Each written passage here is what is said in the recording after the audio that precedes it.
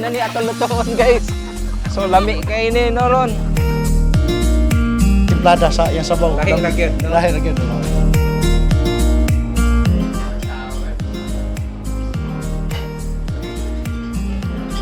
Lami sakto kay timpla no. Lami kay. So hi guys, naata karon sa Katmon Native Chicken no dinhi sa Katmon, Cebu.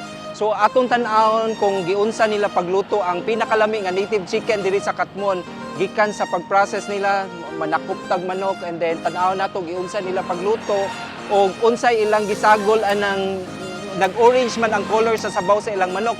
So guys, ubanta.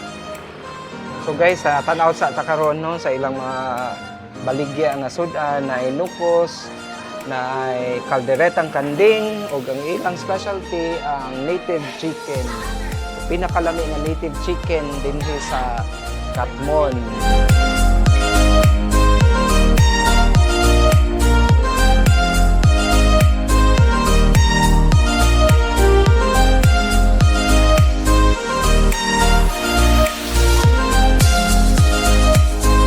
So guys, baoni ang mga manok nga atong ihawon karon. No, Bisaya gyud kay ni, Bisayang manok. As of this time, atong bisitahon sa kusina kung giunsa gyud nila pag-prepare ang Bisayang manok o ang native chicken dinhi sa Katmon. So guys, naata karon sa kusina mismo kung diin giluto ang native chicken. So I'm with Nanay Cirila. Igsuon siya sa tag-iya dinhi sa native chicken sa Katmon. So Nay, giunsa nimo pag at pwede nimo i-share nila kung giunsa nimo pag process ang pagluto sa Bisayang manok, no? Number 1, mantika, then ahos. Pagkatapos mo brown na tong ahos, ilunod ang manok. Pagkatapos paglunod sa manok, ikuan dayon ang luya. Paghuman sa luya, na nato syutis, ang color nga syutis no, So ianan kana siya. asyo pagpa-color lagi na O siya, papana. no? Oh. Dayon, paghuman na niya, butangan na mo asin, para nga katong asin mo imukbang sa iyang unod. Pagkatapos, kuha na nagsuka. Nagsuka, butang nagsuka. Pagkatapos, ukayo na na may butang syutis, ukay. Syutis na po, sige, ukay hangtod niya mo. Ana ang color niya. Yun na siya. Okay. Pero ngano nakakuha mo sa ideya nga butang nga aswete? Unlike sa uban nga Bisayang manok pa, di ba? Ubang Bisayang manok wala may color, no? Di, Nganong kini god, gikan pa na sa among iyaan. Tapos, wa mo to sila yung mga anak, gipasa sa ako manghod. Naman na siya nga, ang kinilutua, generation to generation. Oh, wow. So nice kayo, no? So makapil gyud ka nga gikan pa gyud sa ilang mga katiguangan nga napasag gyud ang tradition nga ilang Bisayang manok na ay color nga orange o aswete na siya. So daghan na sa inyong daghan na diri mo kuan nay tanom ana aswete sa bukid. sa bukid. Nag-labor ang dire. So nay, na ako'y mga pangutana, unsa kadugay lutoon ang katong manok? Ang mga bata nga manok, 30 minutes. Pero ang kanang mga idaran, masidad pa na ako. Usa ka oras. 1 hour gito siya. So dugay-dugay good ang paglata sa manok, no? Nga. Almost 1 hour. 1 hour ang katong mga gahi na siya kayo. Pero pang bata nga manok, nung lingkod pa nga kagaya, ang kaparehas na ito atong gitang-tang, 30 minutes. So dinhi sa tindahan ninyo kada adlaw gyud mo abli. Kaloy sa Diyos, No? every day. So unsay oras na Alas 6. Alas 6. Alas 6 sa buntag, so makapamahaw na gid ang uban, no? Ah. Going to north, mo hapit sila. Ang uban mo biyahe man going to Bantayan, so ang mga tourists makahapit gyud diri sa native chicken, no? So at least 6 AM magsugod na sila paninda. Unya unsa oras sa manirado? 4 PM, no? Pero kasagaran ako kung muhapit mi diri sometimes after lunch, usay ma-sold out na gyud ilang chicken, no? Di ba? Tinuod na. So, unsay mga adlaw nay nga kanang kusog kay siya? Saturday and Sunday. Like today, so Sunday karon, weekend, daghan gyud mga mobiyahe diri going to north no mga turista. muhapit gyud diri sa native chicken, no? So mga curious lang ko, unsa kadaghan ang manok nga maluto ninyo sa usa ka adlaw? Depende sa customer. Kung Sunday at Saturday, mga 25. Pero pag Monday to Friday, mga 20 o kaya 15. Wow, so 15, no? Gamay na ng 15 to 20 ka manok. So how much more kung weekend?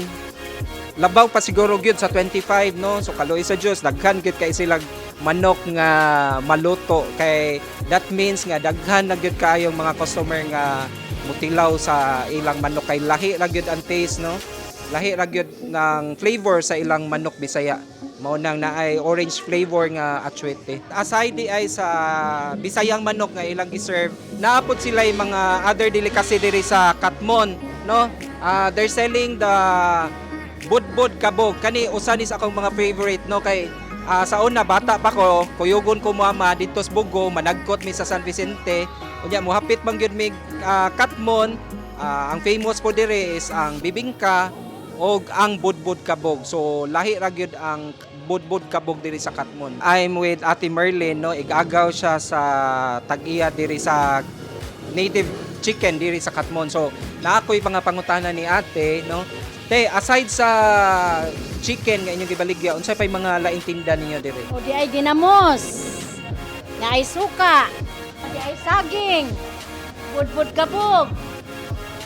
So aside sa manok, Bisayang manok kay mao ba gyud inyong specialty, unsay mga lain ninyong sudan? O na ay halang-halang, na ay pansit, palya, or isa pa na din nga, na ay kalderita.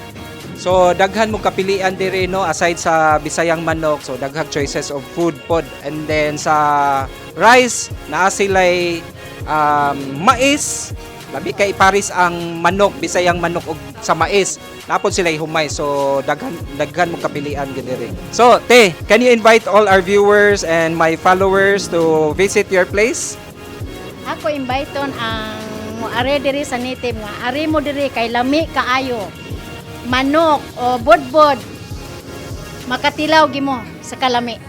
So unsa gani landmark diri te para makatultol gyud sila diri sa inyong Sa tindahan? iniglosa diha sa bridge nga naghalin bridge sa unahan naara diha ang native chicken. So ang address diri is Corazon, Corazon, Katmon, Cebu. So guys, better check this place. Di gyud mo magmahay. Ako personally, usa ko sa mga suki, dugay na kayo, no? Suki nga customer din sa native chicken. So isip usa ka doktor, ganahan ko kay prisko kaayo, lami kay ang Bisayang manok og masustansya gyud kaayo, no? Very healthy. So sir, taga-asa day ka? Bugo. Bugo. So asa man mo padong? Bugo mo or? Oh, padong mi bugo. Okay. So unsa na mo kadugay maganihan sa native chicken? Dugay na kay mi dire. Dugay na, so kinagit mo, no? Oh, gamay pa ni nga tindahan. Bitaw, pero mao na gini kani, mao ni gini ako Oh. nakabtan nga tindahan. So na amo pa ni dire, naabtan na mo di gamay pa kayo ni. Okay. Murag ang hiwa na ni, murag 20 patong hiwa na mo palit. Nga So karon unsa inyo naganahan gyud diri sa sa yang timplada sa yang sabaw. Lahi ra gyud, no? Lahi ra gyud. guys, lahi ra gyud ang ilang timpla. So better ari gyud mo tilawin ninyo para you yourself makaingon nga lami gyud di ay ang native chicken dinhi sa Katmon.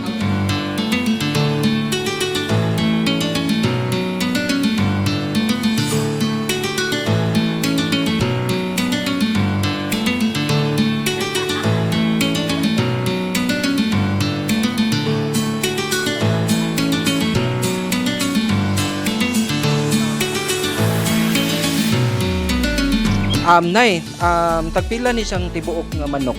400, 400, no? And then kaning hiwa-hiwa lang, 65.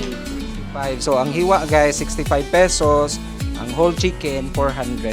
So ang nakanindot food pwede mo puno og sabaw, no? Makaadra unlimited sabaw ni nay. Okay naman. Karon atong tilawan kung unsa jud kalami dahil lang Bisayang manok, no? Uhumok kayo. So almost 1 hour gud ang paglata.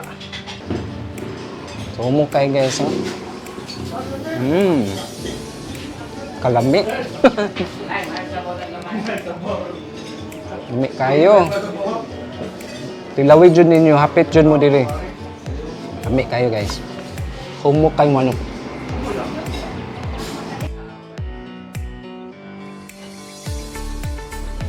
Ang sakto kay timpla no.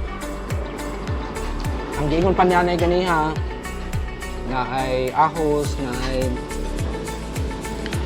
luya. Kaning naghatag og yellow, orange flavor ang aswiti. So guys, atong tilawan ang ilang budbud kabog, no? So kasagaran sa mga budbud, pilit man na siya, humay nga pilit. Kanipod ang made of humay nga abugas nga kabog. So tagpila gani ang kuan nay? Usa ka 50 ang bundle sa budbud kabog. Upat na siya kabog, no? Kami kaayo. Busog na kayo. Clary, Tagasa ka? sa Cordova. Layo pa kayo sila guys, so taga Cordova. So ikan mo north or going to kuan Di ka? ka na may actually gahapon. May biyahe may gahapon.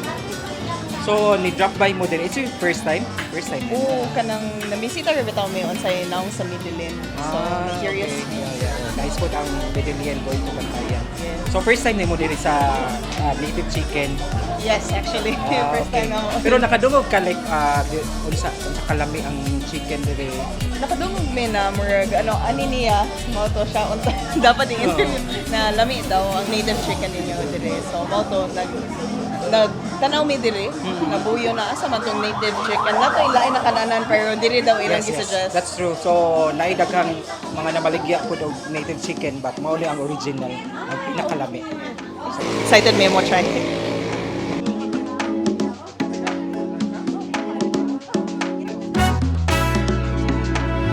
I'm with Ma'am M, no? Diri tapad ra gyud sa native chicken sa Katmon. So naa ako sa iyang nindot kayo nga balay, no?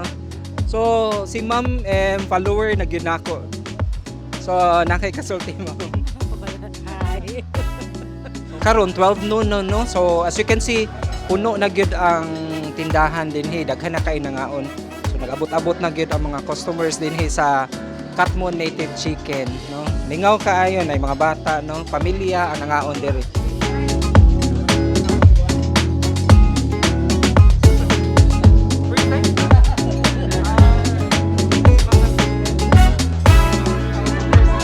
Curious lang ko ba, unsa nakadugay diri ang kaninga tindahan ninyo? 24. So guys, 24 years na gyud no ang native chicken dinhi sa Katmon. So mao ni ang original native chicken Bisayang manok dinhi sa Katmon. Ang pinakalami nga Bisayang manok ay lahi gyud ang flavor na siya orange color nga asa aswete na siya. So guys, bisita mo dinhi sa Katmon native chicken. Yay!